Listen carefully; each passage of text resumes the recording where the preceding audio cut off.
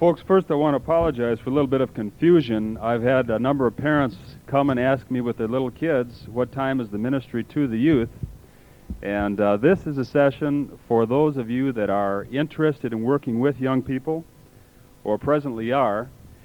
I wonder how many of you right now are working in some aspect, whether teaching Sunday school, youth pastors, or whatever. You're working with young people now.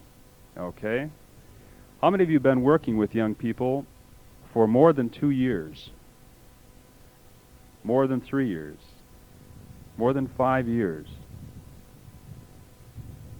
How long have you been working with young people? 6 years. Back here? About 5? Okay, very good. Excellent.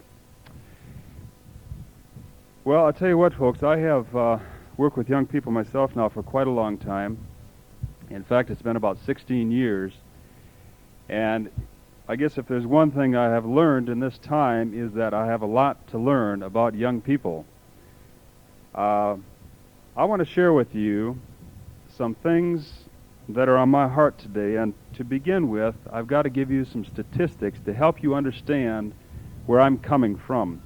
Now, if you're working with young people right now, a lot of this is not going to be new to you. But recently I shared this with a lot of parents, and it was interesting to watch the shocked looks on their faces as they realized some of the things that are happening in our society, in our world today. But I think until we have an accurate understanding of some of the things that are happening, we cannot have a full understanding of how we can meet those needs and those problems that do exist out there today. Most of us are very much aware of the problem in the family today, the divorce rate. I wonder how many of you remember when the divorce rate way back hit 20%, and then 25%, and 30, 35, 40, up to 50%, and then 55%, and beyond that now.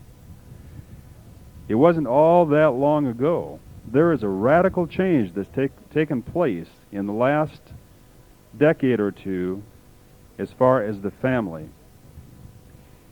We see now that that seems to be reversing, but before we begin to rejoice in that, we need to understand the reason why. The fact is that many people now, instead of getting married, are simply living together, and therefore when they split, there are no records of divorce.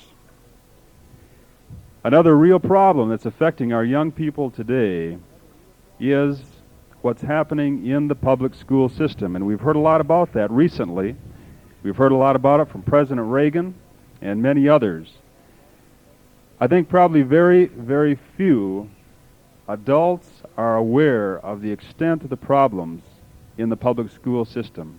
Most of us know that scholastically things have been on a nosedive for the last couple of decades.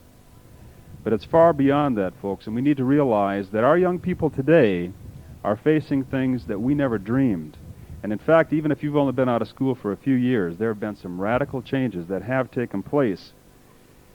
The humanistic philosophy that is becoming so prevalent in America is permeating all aspects of education today. I want to give you a quote from the Humanist magazine, the January-February issue of this year, entitled A Religion for a New Age. Quote, "The battle for humankind's future must be waged and won in the public school classroom by teachers who correctly perceive their roles as the proselyters of a new faith. The classroom must and will become an arena of conflict between the old and the new, the rotting corpse of Christianity and the new faith of humanism." Joseph Califano, the Secretary of Health, Education, and Welfare, made the following statement. He said that the worst place a teenager can be today is in the public school system. I suppose working with young people, I have more opportunity to get feedback than most parents from the kids themselves, and also occasionally visiting the schools, talking with the teachers, and so I'm very much aware of some of the things that are going on. I wish we had more time to give you more statistics and facts of what's taking place in the public school system today, but it's a real problem. Most of us are aware that there is a drug problem. I wonder how many of us are aware how severe it is. Something that you hear so much about, you tend to become calloused to. And it can continue to get worse and worse without us realizing how much of a problem it is. This past May and June, the graduates around our country, 2/3 of them, more than 2/3, have experimented with illegal drugs. Things such as the occult and witchcraft, even in modern America, is on the rise rapidly. We know that more than 2/3 of the teens read their horoscopes regularly, and over 1/2 of these are into palm reading, tarot cards, ESP, Ouija boards, and tea leaf reading. You see, young people are looking for truth. They're searching for something, but they don't know what it is.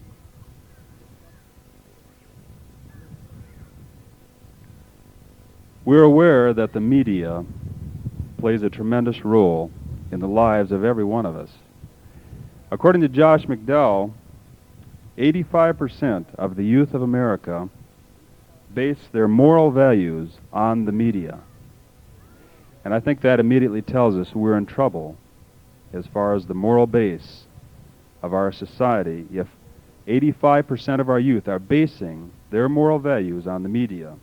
What's happening in the media? We see obviously, or hear in the music industry, the vast majority of the music, whether it's rock or country or whatever today, openly promotes sexual immorality and the use of drugs. Again, many adults tend to just kind of turn this off and not catch what the kids are catching in the lyrics of the songs and in the lifestyles of the people that are singing these songs. What about the theater? Recently, right here in Madison and across the country, a film was playing entitled The Last Virgin on Campus. And I remember seeing in the ad in the paper, it said something to the effect, see it or be it. In other words, implying that to be the last virgin on campus was a disgrace. If you're still single and a virgin, that is a disgrace and something to be ashamed of. And that is the philosophy that is being promoted among our youth today. Let me read you a quote from a 16-year-old girl. "I'm a virgin. Isn't it pathetic? I don't think any of my friends are. They don't criticize me, but it's like a barrier between them and me. I'm definitely going to do it before my 17th birthday. I don't know with who, but I'm looking forward to being able to tell all my friends." There was a film some time ago called The Deer Hunter. I don't know the theme of it, except that I know that it's been shown on television several times since then, and there are now 29 deaths attributable to that film, people that killed themselves after seeing that film. And there are many statistics today confirming that what our young people are seeing today, they're going out and doing afterwards, whether it's violence or immorality. Of course, you can't talk about the theater without talking about what's happening on television, because actually much of what's been in the theater then shortly after makes the rounds on television also. We know that many of the former R and X-rated movies in the theater are now being shown on TV. A movie that made the rounds a year or so ago recently was shown on television called Little Darlings. This was a film about two young girls at a summer camp who were competing to see which one could lose their virginity first. This was a PG movie, not an R or an X-rated movie, but a PG movie. Well, what are some of the statistics that we see from all of this philosophy that is growing? A survey in 1968 among girls, single girls, showed that 2 out of 10 had had premarital sex. In just 7 short years, in 1975, another survey was taken, identical to it. Now this is almost incomprehensible, but in 7 years that totally reversed, and it changed to 8 out of 10. Another survey in 1980 indicated that it was somewhat beginning to reverse. And once again, before we begin to applaud that, we need to consider the reason why. There are diseases that are growing rapidly in our country today. Most of us have heard about herpes simplex number 2, one of the more prominent, for which there is no cure. And it's now estimated, I've got this from 2 different sources, Reader's Digest as well as another one, that now they estimate that 1 out of 12 Americans is infected with herpes simplex number 2. So a large cross-section of America has already been infected with this. And there is a fear among young people and adults that is resulting in many people not getting involved immorally, sexually. So it's not because of a change in moral standards, but because of fear. And of course, we're all familiar now, probably because of the media, of the new disease among homosexuals known as AIDS, which is resulting in a change there as well. In a survey recently of 267,000 college freshmen, 43% of the couples, or 43% said that couples should live together before they marry. Not that it was okay, but that they should live together before they get married. 50% has said that it's okay to have sex with someone if you like the other person. And 53% that said that homosexual relations should not be prohibited. Very recently in the Minneapolis school districts, there's been a battle going on between the Civil Liberties Union and the homosexuals against the Minnesota school districts. The homosexual movement are trying to gain freedom to teach and to preach their doctrines and philosophies in the public schools. They have finally yielded and are letting them into the high schools, but they're not satisfied with that, and they're insisting on being able to promote this way of life in the grade schools and all the way on down. Now, one of the themes that you'll always hear when you hear a homosexual teaching on this subject is that they had no choice in being a homosexual, that they were born that way. Well, I want you to know, folks, that the Bible teaches that God does not make homosexuals. Any person today that is a homosexual is so because of a choice. At some point in their life, they have chosen that lifestyle. God has not made anyone that way. The other thing that you'll hear is that we don't have to worry or fear because they are not going to try to recruit people. They should be able to be permitted to teach school or grade school or work in our churches or whatever, because they're not going to promote or push this on anyone else. I think that you'll agree with me after hearing these statistics that the statistics say a great deal about that statement and point out that it's false. In a recent survey of male homosexuals, 60% of them had had 250 or more partners. 28% had had 1,000 or more. It seems rather obvious that this is a way of life that they are promoting and actively trying to see it grow.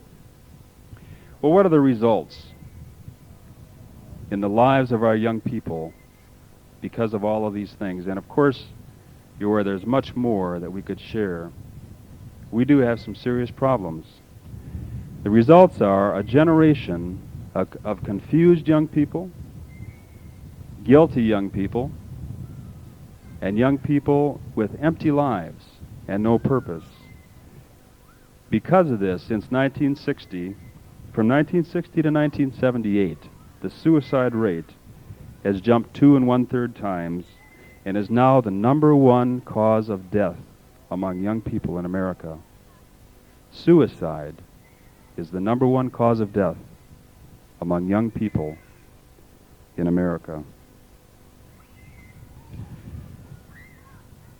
Folks, we need to realize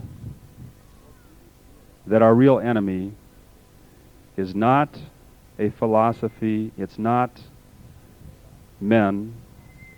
The real enemy is Satan. Satan is the source of all of this stuff. Ephesians chapter 6 and verse 12 says that we wrestle not against flesh and blood, but against principalities, against powers, against the rulers of darkness of this world, against spiritual wickedness in high places. But I want to tell you today also that there is hope, because Isaiah chapter 59 and verse 19 tells us that when the enemy comes in like a flood, the Spirit of the Lord shall lift up a standard against him. I believe that in this decade, we will see and are seeing an army of young people that are going to rise up and stand against the enemy. This has begun. We have seen it begin in many places around the country. Not just youth, but adults as well. But I believe especially among the youth, we're going to see a groundswell against evil. Do you believe that? The need then is for leadership. If we're going to have an army, there must be leaders. And this brings me now to the point that I want to communicate to you folks today. Those of you that have a desire to have an impact on the lives of our youth. Those of you whom God has put within your heart a burden for a generation that is lost and on its way to hell. We need leaders. We need generals. We need lieutenants. We need many different aspects of leaders. God has called some of you, and you know it. Others of you sense that it is very possible that God is calling you into youth ministry. What are the obstacles to victory? I believe one of the major problems that we face today in leadership is long-term commitment. The average youth pastor today lasts 18 months. 18 months. I think there are a number of reasons why youth pastors burn out or quit or whatever. In some denominations, in fact, it's 6 months. I think one of the problems often is that youth ministry is looked upon as a stepping stone to something else. Perhaps the thought, and I know this has been very prevalent in the past, that before you can go on to become a pastor of a church, a senior pastor, whatever, you have to do some time as a youth pastor. And I think that's a wrong philosophy. I think we need to recognize that ministering to youth is a call of God. And the call of God is not something that we suddenly decide, well, we're going to shift now from this into that. I realize that there are times when God does go through that process in our lives. There are many that He will use in a youth ministry and move them into some other aspect of ministry eventually. But I believe when we move into any ministry, whether it's youth or whatever, we need to go into it with our whole heart and our full commitment from now until the day we die, until or unless God directs us some other way. Another problem, of course, often that gets to youth pastors is parents, our parents. Parents, many times, the expectations of a youth pastor are too high. Many times, a youth pastor is expected to do more than is realistic in a short period of time. And in fact, many times, youth pastors tend to expect too much of themselves in a short period of time. If everything isn't going smoothly after 6 months, sometimes discouragement and disappointment sets in. We need to realize that it takes time to build a youth ministry, much more so than any other ministry. Youth ministry is, in my opinion, the most difficult and frustrating of any other aspect of ministry, because we are dealing with young people, immature people, And many youth authorities tell us that you can't expect to accomplish very much until you've been there at least 2 years, and many say 5 years. I've been in my present situation now. I'm in my 8th year, and it's only been, I would say, in the last couple of years that I've begun to see real, solid fruit and leadership rise up. It takes time, folks, and we need to realize just because we don't have everything going for us after a year, that's no indictment to us or to the kids or to the church or anyone else.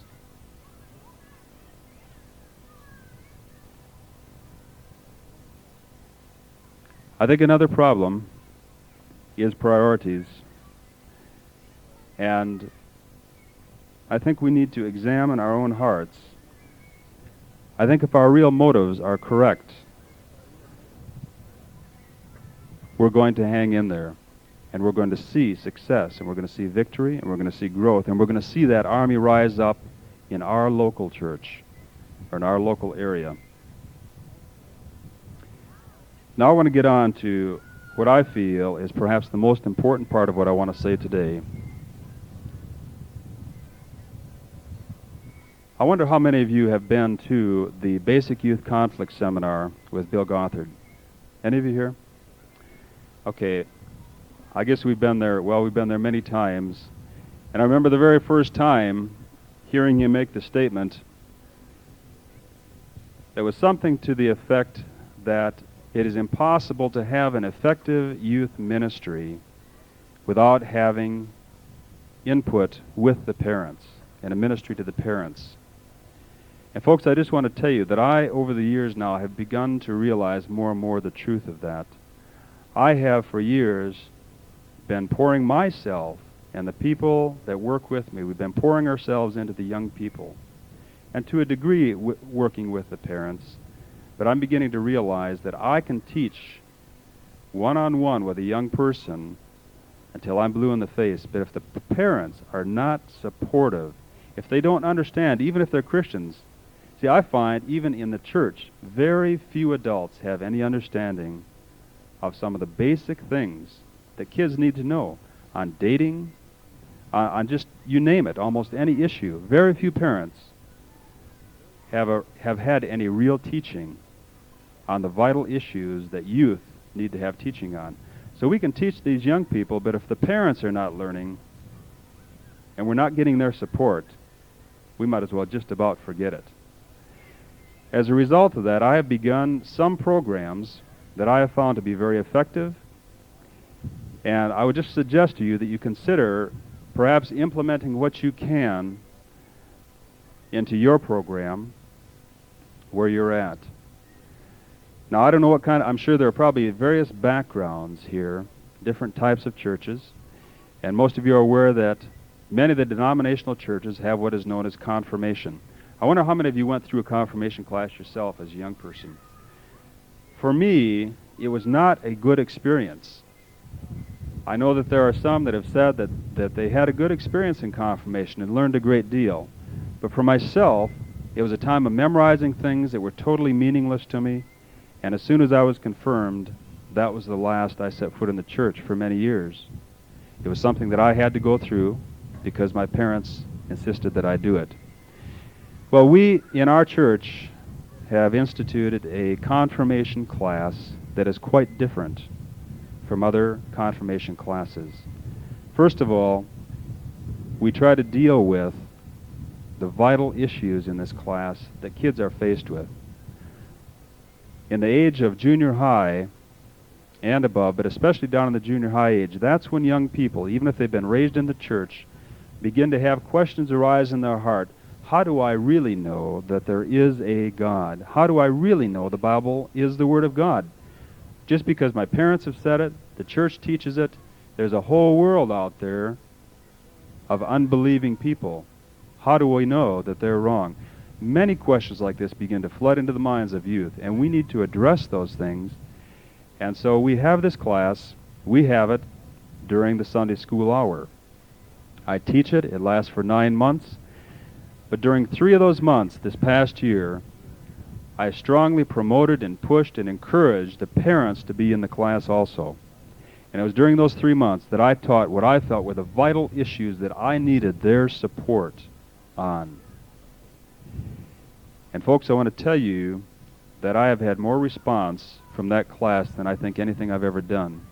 Many, many parents have come to me during the class and since then and commented on what a revolution that made in their home for them all to learn this stuff at the same time and be supportive of their kids and be supportive of us in our teachings in these various areas. I just want to throw that out to you because it has been such a great impact in our youth group. I think it's something worth considering, something at least similar to that. Next time around, we're going to expand that probably to 6 of the 9 months. So number one, we need a ministry to the parents for effective youth ministry. We've got to involve the parents to whatever extent we can, even if they're not Christians. They can at least understand where we're coming from. Secondly, and this is going to get actually more important as we go on, these are in reverse priority. As important as that is, there's another one that's more important. Folks, we have got to learn that our responsibility before those kids that we're ministering to is our own family. If there's one area that I have seen fall short among youth pastors across the country that I have known, it's been in this area.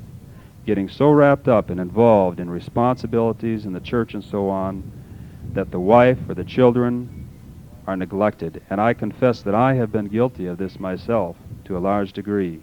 And God has helped me greatly in the past couple of years to correct that, and I've got a ways to go.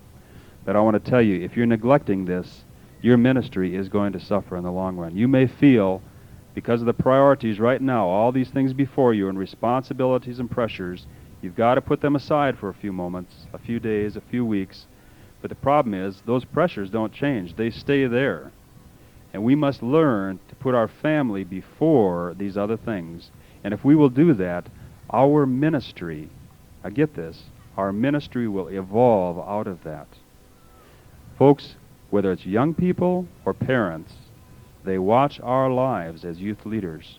And if it's working in our family, that is a challenge and an encouragement to them to make it work in theirs. If they take a look at our family and see our marriage is not strong and healthy, or that our kids are not loving and serving God, forget it. You can talk all you want to, but it's empty words. So, ministry to the parents, ministry to our own family, and that must come first. And yet there's another priority that comes even before these two, and again, it is probably the greatest neglect in most of our lives. And once again, I must confess that I have had some real problems in this area. And that is ministry to myself, taking time to meet my needs by spending time in the Word, spending time in prayer, just spending time with God, getting to know Him better and better.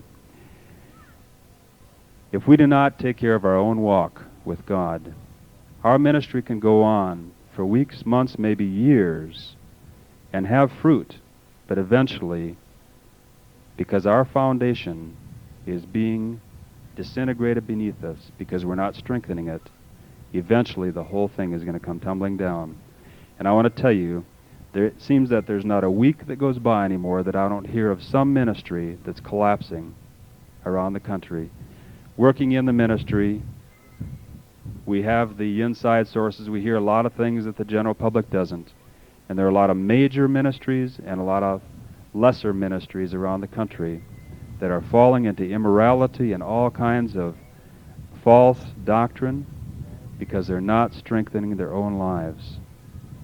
And there are a lot of names that I can mention to you that probably many of you would know right now that have fallen in recent years.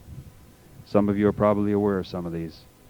And the reason is because they neglected to take care of their own walk with God. As a result, though they had great and mighty ministries and much fruit, how much of that fruit fell along with the man or the woman as they fell? Some very recent statistics that just came across my desk this last week, I think, strengthen this point. We cannot expect of the young people we work with more than we put out ourselves